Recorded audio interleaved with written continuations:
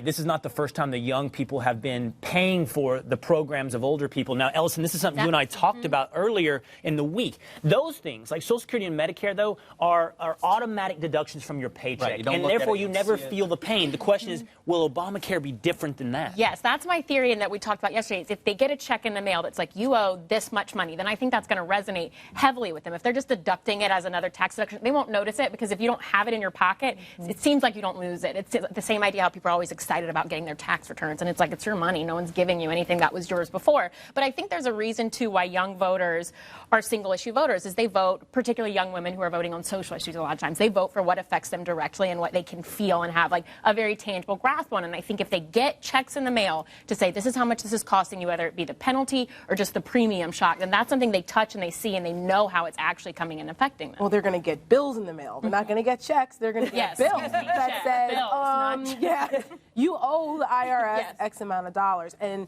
I think that 51%, you are going to see that progressively go down, down, down, down as these folks, these 18 to 29-year-olds who think all of this stuff is free, when they realize it costs something, because I still don't think people fully understand in that age range. See, the reason why it's going down as you get older is because these are people that pay attention and they have to budget for their families and things like that. And they go, oh, wait a minute, this actually costs us money. Okay, but the 18 to 29-year-olds, they still don't realize this is going to cost you something. That number's going to drop. But I want to go back to what Ellison said, because I think the mechanisms of that cost are so important. I don't know, Tara, are they actually going to get a bill in the mail? First of all, we know what it will be deducted from your tax refund, right?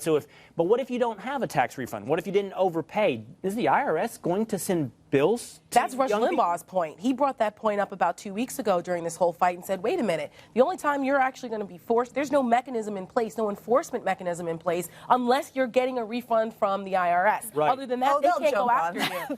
No, I know, but as of right now, there's an opportunity for them to collect some revenue. Don't think they're going to go, oh, no, we're not going to jump all over that.